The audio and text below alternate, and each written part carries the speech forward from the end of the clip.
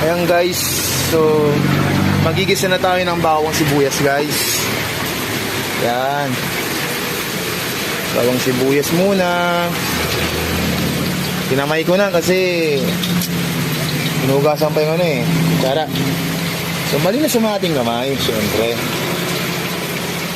Yan, isa muna tayo. Yan guys, so hop, hugasan natin para sa ulan kasi umulan. Yan, kunting halo.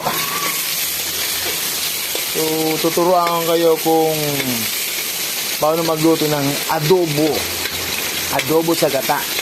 Masarap.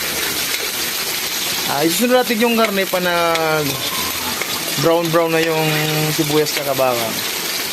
Yan, medyo brown na.